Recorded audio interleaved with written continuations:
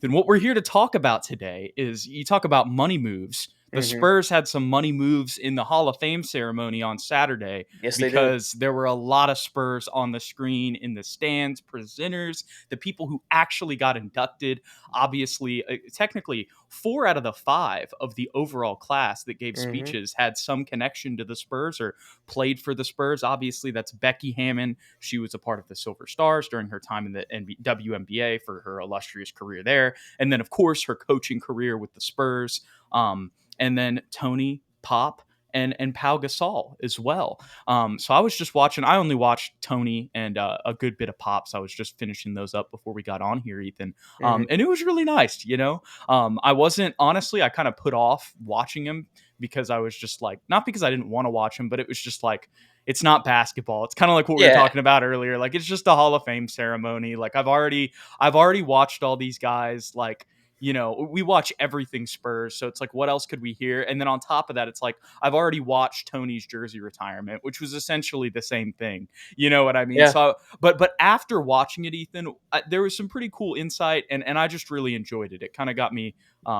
Obviously, we're not close to basketball season, Hmm. but it got me a little bit more like, okay, let's just get ready for this next year a little bit, even though we're still a couple months away. But October's right around the corner. It's going to sneak up on us, Jude. very true. We're about halfway through August, so really Hmm. we're about a month and a half from preseason. So I guess that is a good time to get a little reared up with some Spurs juice. I've been reared up, and this is kind of off topic, but like No, the go ahead.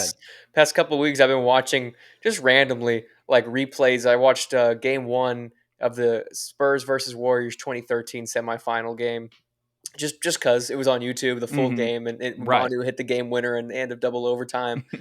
So just kind of getting back in the swing of things. But the Hall of Fame ceremony, yeah, for those of us that are diehard Spurs fans and have watched, the docu series was great, and also just like Right. every interview that they've done, and like you said, the jersey retirement stuff, and all that, and they all like talk about each other's jersey retirement. So we've heard a lot of the same stories and the same Hmm. memories that they've kind of gone over, and everybody that they've thanked. And what I've gotten out of it most, Jude, is that the national media has not been able to avoid talking about the San Antonio Spurs because, like it or not, the Hall of Fame really did turn into like a reunion, like a San Antonio Spurs reunion. Like with a bunch of former players, like the guys that were inducted, plus Boris Diaw was there.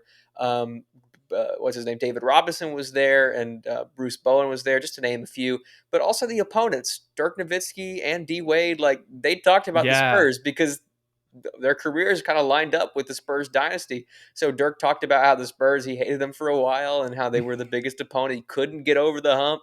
And they made a joke about Michael Finley leaving the Mavericks and then losing that first year to That Dallas. was the story after Yeah. this. Whenever you're done talking, that was the story I was going to talk about. Yeah. So funny. But I mean, he got his ring in '07, so it's not that big a deal. So shout out to Michael Finley. But then D Wade, of course, talking about back to back finals runs against the Spurs. He stole one from us in 2013. We talked about that earlier today.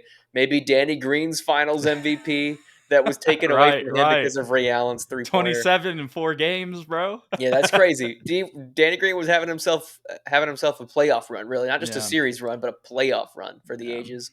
But then we got our payback, of course, in 2014. So it was nice to see the Spurs get their just due, and overwhelmingly, it felt like the overall public perception of just NBA fans in general was kind of reminiscing about, oh yeah, like Tony Parker was that guy. Like we forget about Right. how fundamentally sound and how incredibly like what's the word, consistent offensively that He he was was for the like Spurs. a top 5 point guard for over a decade And I went back and on watched one it, of the and best teams during for that sure, time period.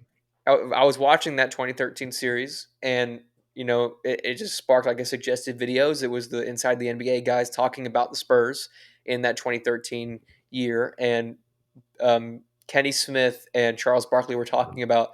They were like, I know Chris Paul's like the shiny pick, but for me, Tony Parker is the best point guard in the NBA, and that was in 2013. And we forget about how good he was. Like he was an All Star, and I think he was even in like MVP contention. Obviously, he wasn't like top three, but like top There five. was a Like season, I forget which, I want to say it was '07 when he was in MVP I contention. I can't could remember. I have don't that. want It to might have lie. been '09, but the point is, it was in that later 2000s range where that was kind of Hmm. Tony's prime. We forgot about how great he was, and it's just nice to sit back. There was no rivalry. It was just let's talk about how great that dynasty was and how good those players were.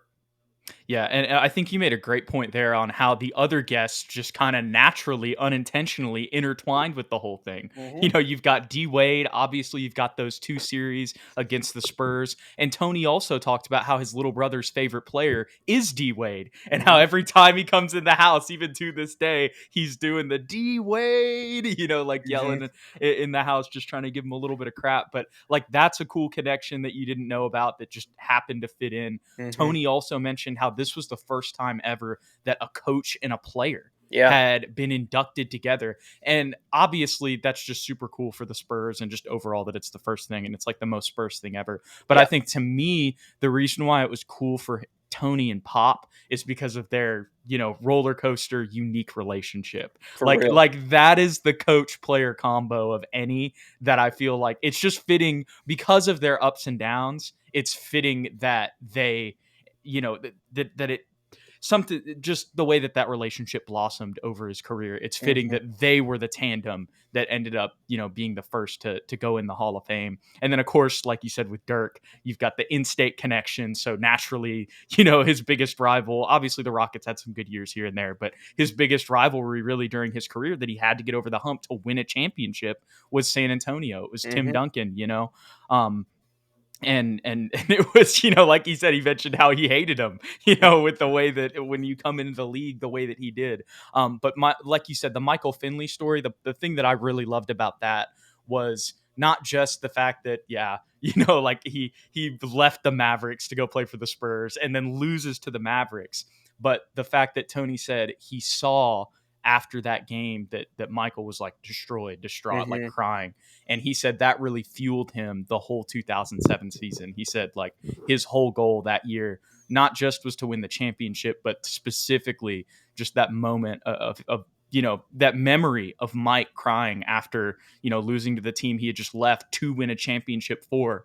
That's something that I had never heard before. And the fact that that was a big motivation for Tony just kind of once again ties into the camaraderie and all the Spurs culture stuff that we've seen. So it wasn't necessarily anything new, Ethan, but Hmm. it was new in the sense of like new information and little tidbits that kind of fit into the story overall. And then the other thing that I had written down for Pop um, was one, the fact that he went on a sabbatical.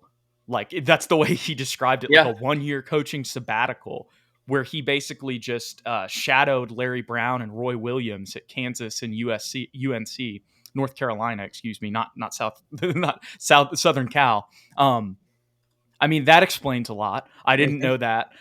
It's like, okay, well, I mean, obviously, there's a lot of people who can do that and not turn out the way Pop does. But still, when you hear that, I'm like, oh, that's like a major detail I've somehow never heard before. Like, obviously, I knew he was the coach, at multiple military academies, his history as a player, playing at Air Force, coaching at Air Force. I knew all of those things, but um, I didn't know that he prior to that, or in the midst of his coaching career, he took a 1 year trip to just go shadow two of the best programs, in history, other than Hmm. Duke. For So that sure. explained a lot. And then the last little note, there were two other things that I had. One, the San Antonio fans that showed up, Yeah, I know. and like literally, and Pop is even like, guys, why? How are He you? told them to shush. Yeah, like why are you here? Like as much as like how did you even get in here? Like I look at know. all of the other people here. It was the most San Antonio thing ever. So that was great. But then also the Team USA moment to see Hmm. how much, that meant to him. Yeah. And I didn't even think about, I just because we're so far removed from it, I forget about the COVID angle. Like for that to be that important to him and for him to have to work through all the crap that he did, and probably for a second thinking, because I think they delayed it a year, right? That wasn't until 2021, Correct. right? Yes, sir. So, I mean, imagine your Pop, you have this military background.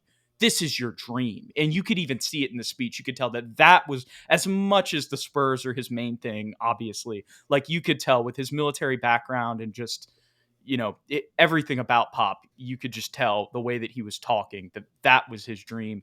The Hmm. fact that he got to do that, for a second, probably thinking it might never happen. You could just see how Yeah. much that meant to him. And Pop is not that, even though he didn't outwardly cry in that moment, he just doesn't show that much emotion. Hmm. Even if you looked at his face, it still felt kind of stone face. If you watch that moment, you can tell that's just more emotion than Pop Yeah. ever shows if you've Uh, grown up watching him like you and I have. So that is my synopsis on the Hall of Fame, Ethan. Those were my favorite moments. yeah. That's the most emotional he got, aside from when he brought up his family and his wife passing away. So that tells you a lot. Yeah, absolutely, Ethan. So a nice Hall of Fame ceremony for the Spurs. Shout out to Becky, Pop, Hmm. and Pal and Tony, of course, all getting in the Hall of Fame. So shout out to the Spurs, the Spurs Hall of Fame takeover. It's fitting. It's Yeah, it fitting is. with what happened in the draft, Ethan. It's suddenly Spurs Mm-hmm. mania, bro. It is our time. That's what I'm saying. Whether the people like it or not, Yep. that's where we're at. We